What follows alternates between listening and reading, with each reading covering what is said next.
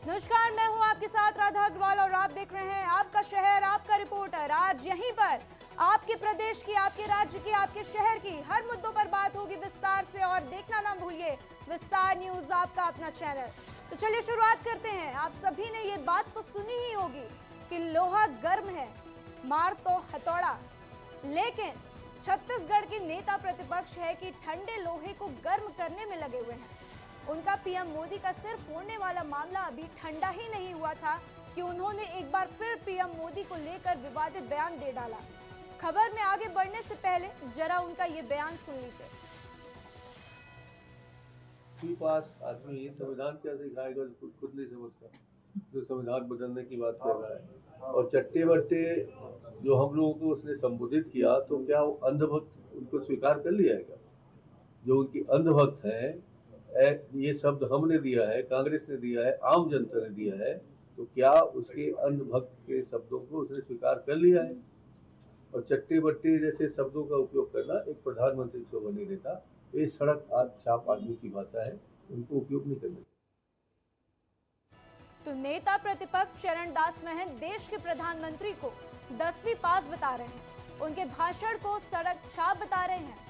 कुछ दिन पहले ही उन्होंने पीएम मोदी का सिर फोड़ने वाला बयान दिया था, जिसके बाद उन पर एफआईआर हो गई थी। ये बवाल अभी ठंडा ही हुआ था कि अब एक बार फिर चरण दास महंत ने पीएम मोदी के लिए ये विवादित बयान दे दिया है।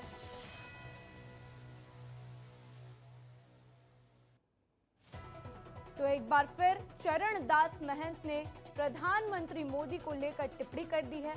कुछ दिन पहले ही उन्होंने प्रधानमंत्री मोदी के सिर फोड़ने की बात कही थी, जिस पर सियासत गर्मा गई थी। और अब एक बार फिर चरण दास महंत ने प्रधानमंत्री मोदी के ऊपर टिप्पणी कर दी है।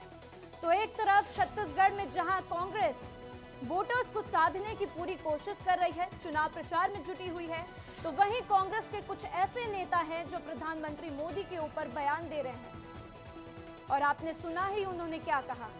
उन्होंने कहा कि प्रधानमंत्री मोदी 10वीं पास है, जो भी वो भाषण देते हैं वो सड़क छाप बता रहे हैं। तो कुछ दिन पहले ही उन्होंने पीएम मोदी का सिर फोड़ने वाला बयान दिया था और अब एक बार फिर उन्होंने विवादित बयान दे दिया है। तो कुछ दिन पहले जब उन्होंने बयान दिया तो उन पर एफआईआर हुई थी और यह बवाल अभी ठंडा भी नहीं हुआ था कि अब एक बार फिर चरण दास महंत ने पीएम मोदी के लिए विवादित बयान दे दिया है। तो एक के बाद एक कांग्रेस के बड़े नेता प्रधानमंत्री मोदी के ऊपर विवादित बयान दे रहे हैं। पहले चरण दास महंत ने खुद दिया, फिर कवासी लखमा ने भी बयान दिया था और फिर एक बार फिर चरण दास महंत ने आज बयान दे दिया है। तो आइए चरण दास महंत ने क्या कहा है आपको एक बार फिर सुनाते हैं। पास आदमी ये संविधान क्या सिखाएगा जो खुद नहीं समझता, जो संविधान बदलने की बात कर रहा है। और चट्टे बट्टे जो हम लोगों को उसने संबोधित किया, तो क्या वो अंधभक्त उनको स्वीकार कर लिया है? जो उनकी अंधभक्त है, ये शब्द हमने दिया है, कांग्रेस ने दिया है, आम जनता ने दिया है, तो क्या उसके अंधभक्त के शब्दों को उसने स्वीकार कर लिया है? और चट्टे बट्टे जैसे शब्दों का उपयोग करना एक प्रधानमंत्री को बने नेता, ये सड़क छाप आदमी की भाषा है, उनको उपयोग नहीं करना। तो ऐसे में अब ये तो देखने वाली बात होगी कि चरण दास के इस बयान के बाद बीजेपी किस मोड में आती है। तो चलिए अब आगे बढ़ते हैं। एक तरफ कांग्रेस चुनाव को लेकर छत्तीसगढ़ पर फोकस किए हुए है, तो वहीं दूसरी तरफ छत्तीसगढ़ कांग्रेस में अब सब कुछ ठीक नहीं चल रहा है, क्योंकि कांग्रेस की राष्ट्रीय प्रवक्ता राधिका खेड़ा का विवाद थमने का नाम नहीं ले रहा। कांग्रेस के राष्ट्रीय अध्यक्ष मल्लिकार्जुन खड़गे की सभा के बाद शुरू हुआ विवाद प्रियंका गांधी के दौरे के समय भी जारी है। प्रियंका गांधी के दौरे से पहले राधिका खेड़ा का एक और ट्वीट सामने आया, जिसमें उन्होंने पूर्व सीएम भूपेश बघेल पर निशाना साधा। खेड़ा ने ट्वीट कर लिखा है कि दुशील को लेकर कका का मोह एक लड़की की इज्जत से बढ़कर है। आप ये ट्वीट अपनी टीवी स्क्रीन पर देख लीजिए, जो कि हमने पीले रंग से हाईलाइट कर रखा है। और आपने देखा इसमें लिखा है कि दुशील को लेकर कका का मोह एक लड़की की इज्जत से बढ़कर है, लेकिन लड़की हूँ, लड़ रही हूँ। ये बहुत ही बड़ा बयान है कि लड़की हूँ, लड़ रही हूँ। मर्यादा पुरुषोत्तम प्रभु श्री राम जी के ननिहाल में दीदी का स्वागत है। तो आज राधिका खेड़ा का ये ट्वीट सुबह से ही चर्चा का विषय बना हुआ है। एक तरफ उन्होंने भूपेश बघेल के ऊपर निशाना साधा, बताया कि लड़कियों की इज्जत नहीं हो रही है, तो वहीं प्रियंका गांधी का आज से 2 साल पहले वाला बयान, लड़की हूं लड़ सकती हूं, उसको लेकर उन्होंने लिखा कि लड़की हूं लड़ रही हूं, और साथ ही श्री राम के ननिहाल में प्रियंका गांधी का स्वागत किया। तो वहीं राधिका खेड़ा के साथ हुए दुर्व्यवहार को लेकर कांग्रेस के पूर्व महामंत्री अरुण सिसोदिया ने मल्लिकार्जुन खड़गे, राहुल गांधी, दीपक बैज को पत्र लिखा, जिसमें उन्होंने सुशील आनंद शुक्ला को पार्टी से बर्खास्त करने की मांग की है और मामले की जांच के लिए कमेटी गठित करने की भी मांग की। 3 दिन पहले घटना हुई कांग्रेस भवन में, जो राष्ट्रीय कोऑर्डिनेटर हैं और कांग्रेस पार्टी के मीडिया प्रवक्ता हैं दिल्ली से, जो कि यहाँ के प्रभार में थी, और उनके साथ जो संचार प्रमुख है सुशील आनंद शुक्ला जी के द्वारा अभद्र व्यवहार किया गया, जो कि मुझे जब पता लगा तो, और मुझसे बात हुई जब, तो मुझे ये पता लगा कि दुर्व्यवहार जिस रूप में किया गया वो कहीं ना कहीं उनके आत्मसम्मान को ठेस पहुंचाने वाला था, और ऐसी परिस्थिति में बहुत आपत्तिजनक है, दुर्भाग्यपूर्ण है। निश्चित रूप से इसके ऊपर प्रदेश अध्यक्ष जी, राष्ट्रीय अध्यक्ष जी और जो हमारा नेतृत्व है वो कार्रवाई करेगा, और ऐसा गंभीर विचार इस पे है कि गंभीर विषय को लेकर कहीं ना कहीं कमेटी बनाकर और जांच करना चाहिए, और जब तक जांच चले ऐसे व्यक्ति को पदमुक्त रखना चाहिए। तो वहीं राधिका खेड़ा विवाद मामले पर डिप्टी सीएम अरुण साव का बयान भी सामने आया है, जिसमें उन्होंने कांग्रेस पर जमकर निशाना साधा। अरुण साव ने कहा कि कांग्रेस महिला विरोधी है, तो वहीं राधिका खेड़ा के कांग्रेस छोड़ने की बात पर उन्होंने कहा कि ये राधिका खेड़ा तय करेंगी कि उनको किस पार्टी में जाना है। ये कांग्रेस पार्टी किस प्रकार से महिला विरोधी है और किस प्रकार से जिस पार्टी में भारतीय संस्कृति और परंपरा का पालन नहीं हो रहा है। हमारी संस्कृति और सभ्यता परंपरा में हर घर में हर जगह नारी सम्मान की परंपरा रही है, उसका पालन कांग्रेस पार्टी के कार्यालय में नहीं हो रहा है।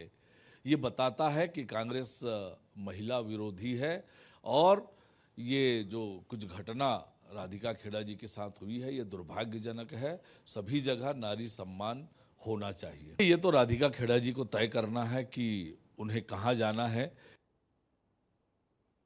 तो वहीं इधर पूरे मामले को लेकर पूर्व सीएम भूपेश बघेल का भी बयान सामने आया, जिसमें उन्होंने कहा कि मामले में पवन खेड़ा जवाब दे चुके हैं और मामले की जांच कराकर दोषी पर कार्रवाई की जाएगी।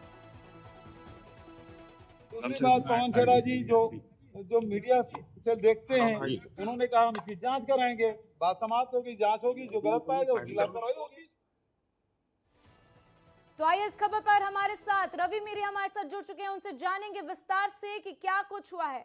तो रवि, राधिका खेड़ा इतना बड़ा आरोप लगाती हैं, भूपेश बघेल को भी इनडायरेक्टली संबोधित करती हैं, फिर इसके बाद उन्होंने कहा है कि महिलाओं का सम्मान नहीं होता है, लड़की हूं लड़ रही हूं, इतना बड़ा बयान उन्होंने दे दिया। क्या संकेत दे रही हैं राधिका खेड़ा?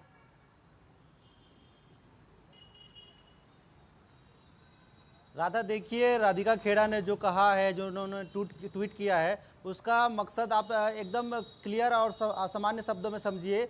दुशील जिसका नाम उन्होंने लिया गया है वो कांग्रेस पार्टी के ही एक नेता हैं जिनसे उनका विवाद हुआ था, और उसी को चुप रहने के लिए उनके खिलाफ जो उन्होंने आरोप लगाया कि इन्होंने मेरे ऊपर चिल्लाया, बदसलूकी किया, इन तमाम प्रकार के आरोपों पर वो कार्रवाई और जांच की मांग कर रही थी राधिका खेड़ा, लेकिन पार्टी के शीर्ष नेतृत्व ने इस पर अभी तक कोई एक्शन नहीं लिया है। इसीलिए उन्होंने दूसरा ट्वीट किया है राधिका खेड़ा ने, और इस पर उन्होंने कहा है कि काका का मोह है इन पर। काका मतलब छत्तीसगढ़ के पूर्व मुख्यमंत्री भूपेश बघेल। तो पूर्व मुख्यमंत्री भूपेश बघेल पर उन्होंने उन पर भी तंज कस दिया है कि आपका इन पर मोह है, आपका इन पर संरक्षण है, इसीलिए आप एक्शन नहीं ले रहे हैं। इसके बाद उन्होंने प्रियंका गांधी को भी साथ में ले लिया। प्रियंका गांधी के 2 साल पुराने वही लड़की हूँ लड़ सकती हूँ वाले नारे का जिक्र करते हुए कह दिया कि अब पार्टी की एक लड़की है राधिका खेड़ा जो लगातार काम कर रही है, कोऑर्डिनेशन का काम कर रही है, उसी को पार्टी से लड़ना पड़ रहा है। तो उस पर भी उन्होंने निशाना साध दिया। मतलब कुल मिलाकर आप समझे। दूसरी तरफ अगर अरुण साव का बयान पर ध्यान दिया जाए तो अरुण साव ने कहा कि राधिका को जहां मन करे वो उस पार्टी में जा सकती हैं। तो क्या समझा जाए, क्या राधिका खेड़ा पार्टी बदल सकती हैं? क्योंकि कांग्रेस से तो नाराज हैं, ये साफ है। अब अरुण साव का ऐसा बयान आया तो इससे उम्मीद लगाई जा रही है कि राधिका खेड़ा पार्टी बदलेंगी। इसको लेकर क्या कहेंगे रवि? राधा देखिए, निश्चित रूप से लोकसभा चुनाव के ठीक पहले हमने देखा कि ढेर सारे कांग्रेसी नेता बीजेपी ज्वाइन कर चुके हैं। तो ये भी कहना गलत नहीं होगा कि राधिका खेड़ा के साथ जो हुआ उसके बाद उसकी नाराजगी अब बीजेपी पार्टी में जाके पूरी हो जाए, तो ये संभावना जताई जा रही है। और जिस प्रकार से बीजेपी उनका समर्थन कर रही है, राधिका खेड़ा का लगातार समर्थन किया जा रहा है, कहा जा रहा है कि आप किसी भी थाने में एफआईआर करिए, हम उनके खिलाफ कार्रवाई करेंगे जिन्होंने आपके साथ बदसलूकी की है। मतलब बीजेपी लगातार उनके समर्थन पे ट्वीट कर रही है, लगातार उनके समर्थन पर बयान दे रही है। तो साफ साफ ये समझ में आता है कि आने वाले समय में कुछ बड़ा होने वाला है। बिल्कुल रवि, तो आने वाले समय में कुछ बड़ा होने वाला है। राधिका खेड़ा का विवाद थमने का नाम नहीं ले रहा है। फिलहाल इस जानकारी के लिए रवि आपका शुक्रिया। तो चलिए अब बढ़ते हैं आगे। 2024 के लोकसभा चुनाव में 2 चरण के चुनाव समाप्त हो चुके हैं। अब तीसरे चरण के चुनाव में सभी पार्टियों ने अपनी ताकत झोंक दी है। कल जहां केंद्रीय गृह मंत्री अमित शाह कोरबा पहुंचे, तो वहीं आज कांग्रेस की राष्ट्रीय महासचिव प्रियंका गांधी भी छत्तीसगढ़ के कोरबा के चिरमिरी पहुंचे। इससे पहले दूसरे चरण के प्रचार के लिए उन्होंने राजनांदगांव और कांकेर में चुनाव प्रचार किया था। चिरमिरी में प्रियंका गांधी ने जनसभा को संबोधित किया और बीजेपी पर जमकर निशाना साधा। तो प्रियंका गांधी ने कहा कि भाजपा में जाते ही भ्रष्ट नेता दूध से धुल जाते हैं। क्या कहा, सुनिए। सबसे भ्रष्ट नेता हैं, उन सबको इकट्ठा करके उन्होंने अपनी पार्टी में डाल रखा है।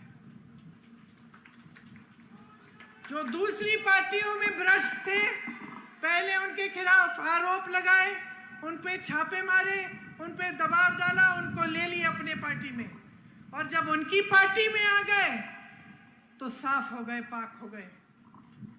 तो उनके खिलाफ कोई आरोप नहीं, कोई केस नहीं, कोई कार्रवाई नहीं, सब चुपचाप से बंद किया गया। तो वहीं इतना ही नहीं, प्रियंका गांधी ने भूपेश बघेल की तारीफ करते हुए कहा कि आपके पूर्व मुख्यमंत्री भूपेश बघेल के मुख्यमंत्री होने पर इतने हमले क्यों हुए, क्योंकि उन्होंने आपके लिए काम किया है। इतना ही नहीं, भ्रष्टाचार का मुद्दा उठाते हुए प्रियंका ने कहा कि बीजेपी के नेता कहते हैं कि हम ईमानदार हैं, लेकिन सबसे बड़ी भ्रष्टाचार की स्कीम मोदी जी इस देश में लाए हैं। क्या कह गई प्रियंका गांधी, सुनिए। ये कहते हैं कि सबसे ईमानदार है, लेकिन सबसे बड़ी भ्रष्टाचार की स्कीम नरेंद्र मोदी जी इस देश में लाए। सुन लीजिए क्या थी वो स्कीम, कि जो भी चंदा देगा राजनीतिक दल को, जो भी चंदा देगा उसका नाम गुप्त रहेगा। इसका मतलब है जनता को नहीं पता चलना चाहिए कि अडानी ने कितने हजार करोड़ दिए हैं या किसी और ने कितने हजार करोड़ दिए हैं। तो आपको बता दें कि छत्तीसगढ़ की कोरबा लोकसभा सीट बहुत ही महत्वपूर्ण है, क्योंकि 2019 लोकसभा चुनाव के परिणाम बताते हैं कि छत्तीसगढ़ की 11 लोकसभा सीटों में से केवल 2 बस्तर और कोरबा ही कांग्रेस के पास है। बाकी 9 सीटों पर बीजेपी के नेता जीत हासिल किए थे। तो वहीं बीजेपी से इस बार पार्टी की कद्दावर नेत्री सरोज पांडे मैदान में है, तो वहीं कांग्रेस ने फिर से सांसद ज्योत्सना महंत पर ही भरोसा जताया है। तो आइए इस खबर पर विस्तार से बात करेंगे हमारे सहयोगी रवि मेरी से। रवि, प्रियंका गांधी आज एक बार फिर बीजेपी पर हमला है, लेकिन मैं जानना चाहूंगी, जिस तरीके से प्रियंका गांधी आज कोरबा पहुंची, एक के बाद एक कांग्रेस के बड़े नेता छत्तीसगढ़ का दौरा कर रहे हैं, तो तीसरे चरण के चुनाव में कितना फायदा मिलेगा कांग्रेस को?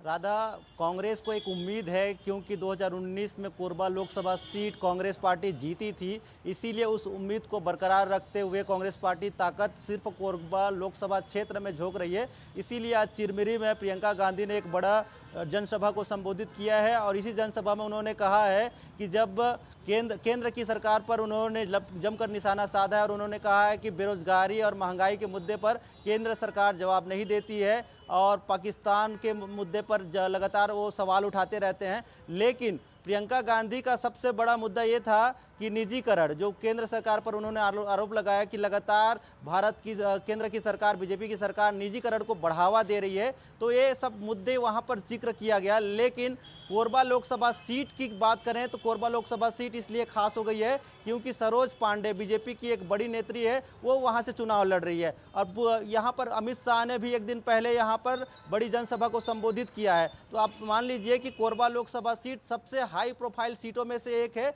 जो 7 मई को वोटिंग होना है। तो इसी सीट के लिए दोनों ही पार्टी पूरी ताकत झोंक रही है। फिलहाल वहां की राजनीतिक समीकरण की बात की जाए तो वहां लगातार हमने देखा है कि यादवों का वोट बैंक वहां ज़्यादा है, आदिवासियों का वोट बैंक वहां ज़्यादा है। तो दोनों ही समाज को साधने की पूरी कोशिश में है दोनों ही पार्टी। इसके अलावा 2018 के विधानसभा चुनाव में वहां से कांग्रेस को बढ़त मिली थी, लेकिन लोकसभा चुनाव में भी कांग्रेस को बढ़त मिली, लेकिन 2023 के विधानसभा चुनाव में कांग्रेस को बड़ा झटका मिला। कांग्रेस को वहां के ज्यादा। तो कोरबा हॉट सीट बनी हुई है। ऐसे में देखना यह होगा कि इस बार तीसरे चरण के चुनाव होने के बाद नतीजे 4 जून को क्या आते हैं। हमारे साथ जुड़ने के लिए रवि आपका शुक्रिया। बिलासपुर हाईकोर्ट से आईपीएस जीपी सिंह को बड़ी राहत मिली है। हाईकोर्ट की डबल बेंच ने उनके खिलाफ सुपेला थाने में दर्ज एफआईआर पर रोक लगा दी है। तो जीपी सिंह ने इस एफआईआर को खारिज करने के लिए कोर्ट में याचिका लगाई थी। बता दें कि साल 2015 में दुर्ग के कमल सेन का बिल्डर सिंघानिया से व्यावसायिक लेन देन को लेकर विवाद हुआ था। इस दौरान सिंघानिया ने सेन के सामने आईपीएस जीपी सिंह को फोन करने की बात कही, लेकिन फोन पर कोई बात नहीं हुई थी। और इसके 6 साल बाद 2021 में कमल सेन ने सुपेला थाना में एक एफआईआर दर्ज कराकर कहा था कि जीपी सिंह ने उनसे 20 लाख रुपए की मांग करते हुए धमकी दी है। तो कमल सेन की शिकायत पर सुपेला थाना में जीपी सिंह के खिलाफ मामला दर्ज किया गया था। तो जीपी सिंह को बड़ी राहत मिली है और इस खबर पर आइए विस्तार से जानते हैं हमारे सहयोगी आशीष दुबे से। आशीष, सबसे पहले आपसे चाहूंगी कि आप विस्तार से हमारे दर्शकों को बता दें कि जीपी सिंह का मामला क्या है पूरा। जी हाँ राधा, जीपी सिंह पूर्ववर्ती सरकार के एक ऐसे विवादित अधिकारियों में शामिल हैं जिनका नाम और नाता लगातार विवादों से रहा है। मैं एक बड़ी बात बताना चाह रहा हूं कि 2 दिन पहले आज जो हाई कोर्ट ने कल जो फैसले सुनाए हैं उनके पक्ष में, जो एफआईआर सुपेला थाना में हुई थी उनके खिलाफ में, उसके 2 दिन पहले ही कैट से भी एक उनके पक्ष में एक मामला आया है जिसमें जो कैट ने जो उनकी पूर्ववर्ती सरकार की एक अनुशंसा थी केंद्र सरकार को कि उनकी सेवानिवृत्ति को अनिवार्य कर दिया जाए, उस पर भी पक्ष फैसला देकर ये कहा है कि उन्हें जो है तत्काल बहाल किया जाए 1 सप्ताह के भीतर, और उनकी सेवानिवृत्ति जो जबरिया किया गया था उन्हें भी गलत ठहराया गया है। इसके अलावा राधा, जो जीपी सिंह है उनके खिलाफ पूर्ववर्ती सरकार यानी जब कांग्रेस की सरकार थी तब राजद्रोह का मामला दर्ज था, आय से अधिक संपत्ति का मामला दर्ज था। इसके अलावा भी जो हाल फिलहाल में जो एक अलग मामला है बिल्डरों के व्यावसायिक लेन देन को लेकर जो इन्होंने रुपयों की मांग की कथित रूप से, और जिसे आज हाई कोर्ट ने गलत ठहरा करके, और जो एडीजी हमारे साथ जानकारी साझा करने के लिए आपका शुक्रिया। तो नारायणपुर से इस वक्त की बड़ी खबर सामने आ रही है। मुठभेड़ में मारे गए नक्सलियों के शव लेने के लिए उनके परिजन पहुंचे हैं। तो बुजमाड़ के टेकनार में मारे गए थे 10 नक्सली। मुठभेड़ में मारा गया था 25 लाख का इनामी नक्सली जोगन्ना। तो 2 और इनामी नक्सली मुठभेड़ में ढेर हुए थे। इसके बाद से अब उनके परिवार वाले उनका पार्थिव शरीर लेने के लिए पहुंच गए। तो मृतक नक्सली सुष्मिता के परिजनों ने पहचान से इनकार किया। तो वहीं 2 नक्सलियों की अब तक शिनाख्ती नहीं हो पाई है। तो इस वक्त की बड़ी अपडेट आपको बता रहे हैं नारायणपुर से। इस वक्त की बड़ी खबर सामने आ रही है जहां पर मुठभेड़ में मारे गए नक्सलियों के शव लेने के लिए उनके परिजन पहुंचे हैं। तो आपको बता दें कि 10 नक्सली मारे गए थे। अब उचमाड़ के टेकनार में 10 नक्सली मारे गए थे, जिस पर अब ये बड़ी अपडेट सामने आई है कि मुठभेड़ में मारे गए नक्सलियों के शव लेने के लिए उनके परिजन पहुंचे हैं। तो आइए इस खबर पर विस्तार से जानते हैं हमारे सहयोगी संजय ठाकुर से। संजय, 10 नक्सली मारे गए थे और अब उनके शव लेने के लिए उनके परिजन पहुंच गए। किस तरीके से इस खबर को देखते हैं संजय?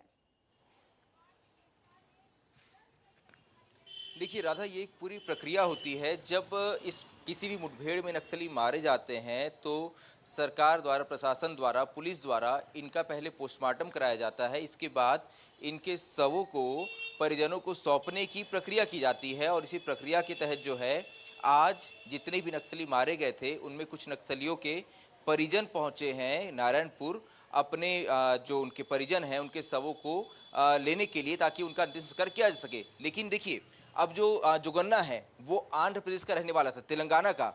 तेलंगाना से उसके परिवार के लोग आए हैं नारायणपुर उसके शव को लेने के लिए।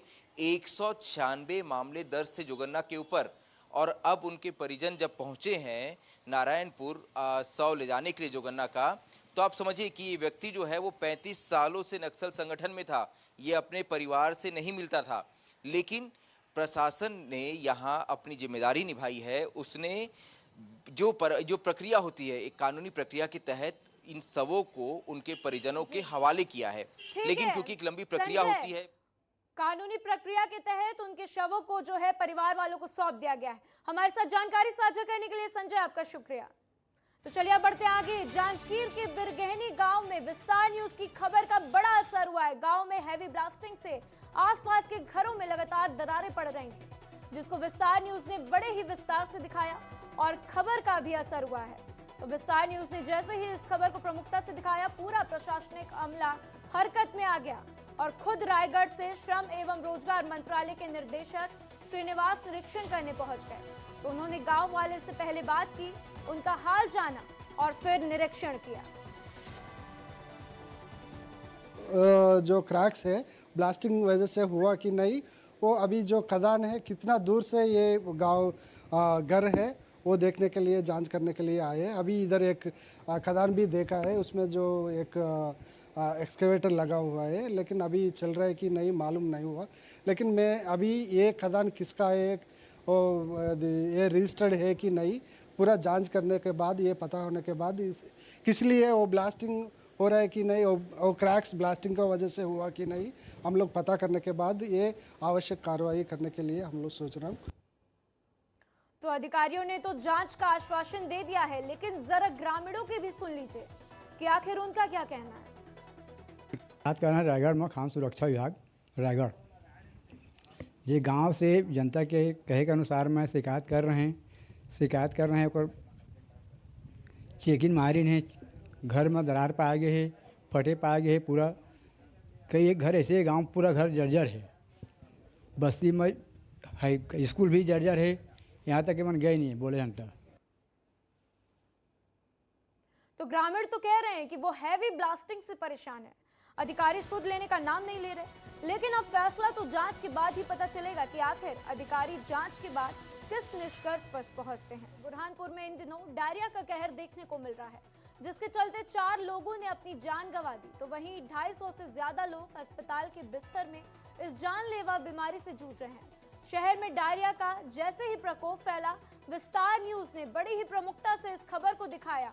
तो वहीं प्रशासनिक अमला भी हरकत में आया है और निगम कमिश्नर नागझीरी क्षेत्र के निरीक्षण करने पहुंच गए। तो जहां उन्होंने वार्डों में पहुंचकर लोगों से बात की और उनका हाल जाना।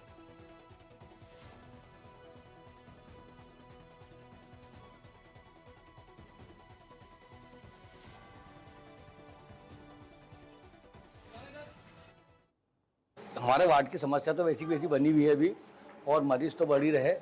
लेकिन कल जो है तो विस्तार न्यूज़ के पत्रकार और जो न्यूज़ के लोग आए थे, मीडिया वाले, उन्होंने पूरा एक गली के अंदर घूमे। उसका आज असर हुआ कि पूरी नगर निगम की टीम पूरी उठ के आई और उन्होंने है ना हर समस्या को देखा। उन्होंने बारीकी आम जनता से बात भी की, मिले भी, और उसका निराकरण करने का उन्होंने हमको भरोसा दिलाया है। 3 वार्डों का नहीं, 4 सैंपल लिए थे। 4 सैंपल में से एक सैंपल जो बेरी मैदान का बूस्टर पंप जो मैंने अभी बताया आपको, जहाँ काम चल रहा है, उसमें ई कोली पाया गया था। तो उसको हम लोग चेक करा रहे हैं कि उसमें कहाँ से इन्फेक्शन का सोर्स है।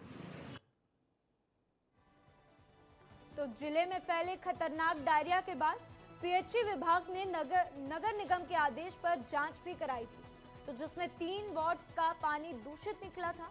और इस जांच के बाद महापौर माधुरी पटेल के दावों की पोल भी खुल गई थी।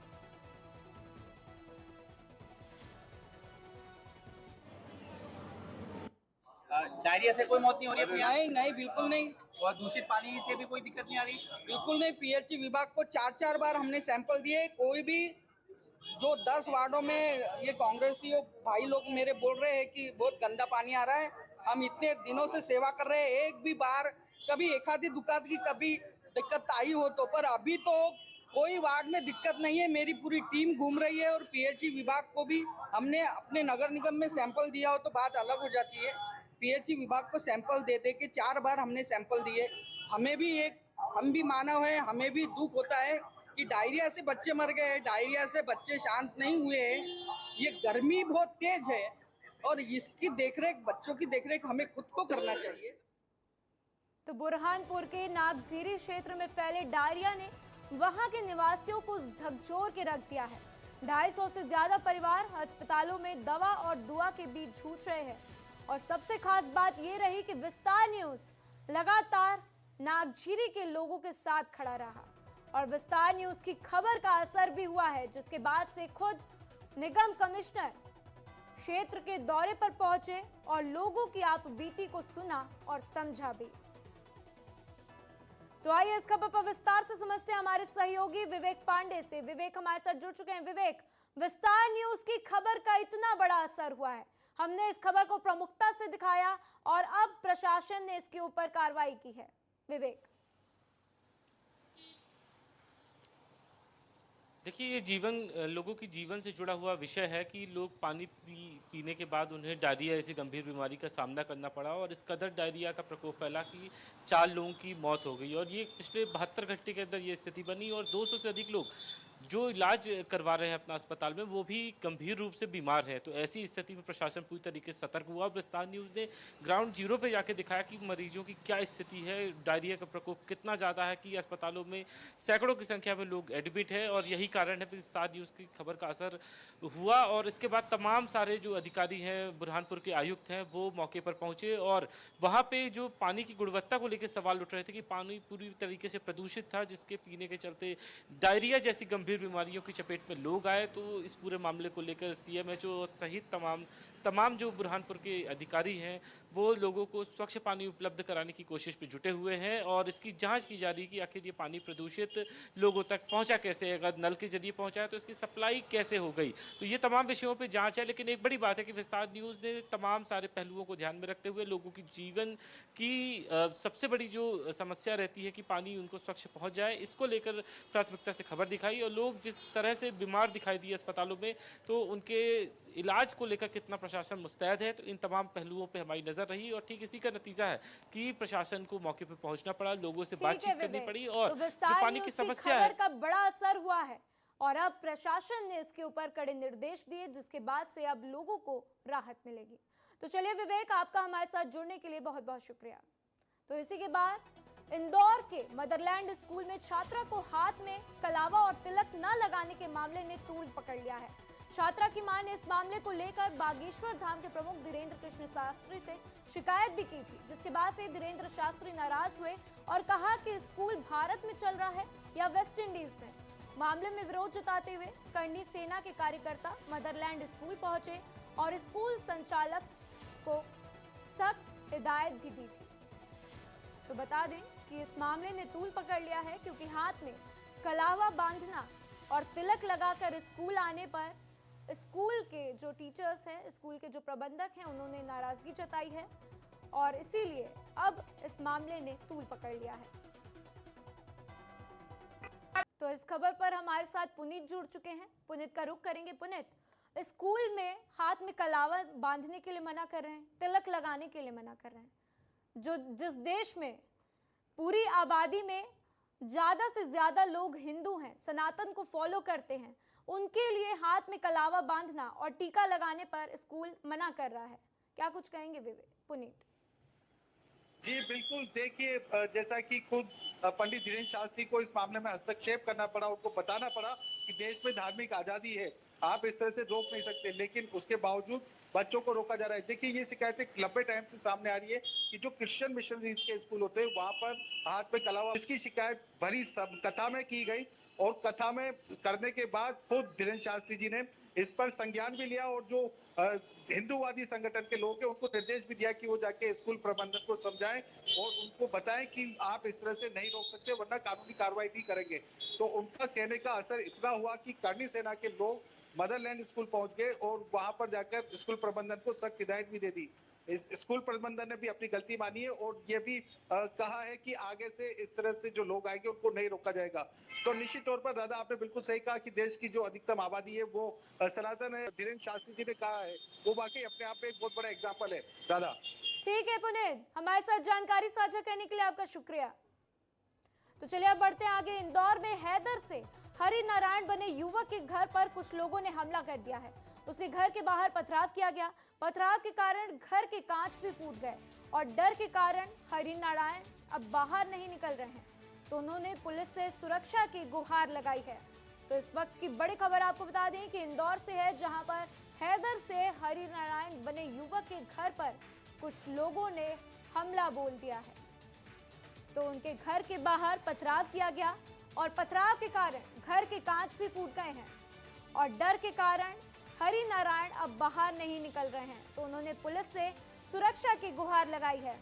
तो धर्मांतरण का यह मामला है। आपको बता दें कि एक मुस्लिम युवक ने अपना धर्म परिवर्तन कर हिंदू धर्म को अपनाया है और हैदर से हरि नारायण युवक का नाम बदला गया, जिसके बाद से अब उसके घर के बाहर कुछ लोगों ने हमला कर दिया है। तो घर के बाहर पथराव किया गया। पथराव के कारण घर के कांच भी फूट गए हैं और डर के कारण हरि नारायण अब घर से बाहर भी नहीं निकल रहे हैं। तो उन्होंने पुलिस से सुरक्षा की गुहार भी लगाई है। तो जिन लोगों ने इनके घर पर हमला किया है उन लोगों के मामले में पुलिस अभी भी जांच कर रही है। तो आइए इस खबर पर हमारे साथ पुनीत जुड़ चुके हैं। पुनीत का रुख करेंगे। पुनीत, इतनी बड़ी खबर कि हैदर से हरि नारायण हुए तो उनके घर पर हमला कर दिया गया। पुनीत जी बिल्कुल, देखिए राधा, और इससे भी बड़ी बात यह है कि 27 अप्रैल को जब वो उन्होंने घर वापसी की थी, हैदर से हरि नारायण बने थे, उस दिन भी विस्तार न्यूज से चर्चा करते हुए उन्होंने आशंका जताई थी कि उन्हें धमकी मिल सकती है, उनके घर पर तोड़फोड़ हमला हो सकता है और आज वो सही भी हो गया। बीती रात जैसा कि हरि नारायण ने हमें बताया कि लगभग 50 कट्टरपंथी लोग उनके घर के बाहर पहुंचे, जमकर नारेबाजी की, उनके लिए अपशब्दों का प्रयोग किया और पथराव कर दिया। उस वक्त घर में उनकी वाइफ और उनकी बेटी और माँ मौजूद थी, मतलब घर में सिर्फ महिलाएं थी और जमकर पथराव किया। हालांकि उन लोगों ने कमरे में बंद होकर अपने आप को बचा लिया, किसी को चोट नहीं आई, लेकिन जो तीनों परिवार की महिलाएं थी वो बुरी तरह से डर गई। हरि नारायण उस वक्त घर पर मौजूद नहीं थे क्योंकि 27 तारीख को जब से उन्होंने धर्मांतरण किया है उसके बाद से वो घर ही नहीं पहुंच सके हैं। लगातार उनको फोन पर धमकियां मिल रही है, मैसेजेस के माध्यम से धमकियां मिल रही है और वो घर नहीं जा रहे थे। तो कल कट्टरपंथियों ने उनके घर पर भी हमला कर दिया। ठीक है पुनीत, हमारे साथ जानकारी साझा करने के लिए आपका शुक्रिया। तो चलिए बढ़ते हैं आगे। इसी बीच रीवा से इस वक्त की बड़ी खबर सामने आ रही है, जहां पर विस्फोटक पदार्थ में अचानक से ब्लास्ट हो गया है। तो विस्फोट में एक बच्ची गंभीर रूप से घायल हो गई। बच्ची का एक हाथ के पंजे और आंख में गंभीर चोट आई है। तो रीवा के संजय गांधी अस्पताल में भर्ती कराया गया और पुलिस इस मामले में जांच कर रही है। तो आपको बता दें कि वापस से एक बड़ा विस्फोट देखने को मिल रहा है, जहां पर विस्फोटक पदार्थ में अचानक से ब्लास्ट हो गया। तो विस्फोट से एक बच्ची गंभीर रूप से घायल है। तो आइए इस खबर पर विवेक का रुख करते हैं। विवेक हमारे साथ जुड़ चुके हैं। विवेक से जानेंगे कि विवेक, विस्फोटक पदार्थ में अचानक से एक बार ब्लास्ट हो जाता है, विस्फोट से बच्ची जो है घायल हो जाती है, ये विस्फोट कैसे हुआ, किन कारणों से ये विस्फोट हुआ है? विवेक जी, मैं बताना चाहूँगा क्योंकि अभी ये जांच चल रही है कि किन कारणों से ये विस्फोट हुआ है, लेकिन बच्ची ने जो बताया कि वो घर के पीछे किसी काम के लिए जब जाती है तो उसको एक बॉक्स नुमा एक संरचना का एक बॉक्स मिलता है, जिसके बाद उसको घर के अंदर जब लेके आती है और उसमें उसने बताया कि एक छेद रहता है जिसपे उसको कई बार दबाने के बाद अचानक से वह विस्फोट हो जाता है और विस्फोट के बाद बच्ची के हाथ के जो पंजे हैं वो पूरी तरह गायब हो जाते हैं। उसमें केवल एक उंगली बची हुई है और आंखों में गंभीर चोटें आई है। क्या बच्ची के अलावा और भी अन्य लोगों को चोट लगी है? और किसी को चोट नहीं आई है, बाकी सब सुरक्षित है। परिजनों ने ये बताया कि प्रथम दृष्टया जब देखने के बाद उनको ये लगा कि ये जो विस्फोट हुआ है ये मोबाइल से हुआ है, लेकिन इस बात की पुष्टि बच्ची ने स्वयं की कि वो मोबाइल नहीं था, वो बॉक्स नुमा रचना थी जिसमें दबाने के बाद ये विस्फोट हुआ। लेकिन घर में किसी को चोट नहीं आई, बाकी सब सुरक्षित हैं और डॉक्टर भी बच्ची की हालत स्थिर बता रहे हैं। पुलिस इस बात की जांच कर रही है कि आखिर किस तरह की यह विस्फोट हुआ और किन कारणों से विस्फोट हुआ है। ठीक है विवेक, हमारे साथ जानकारी साझा करने के लिए आपका शुक्रिया। तो आपका शहर आपका रिपोर्टर में फिलहाल इतना ही।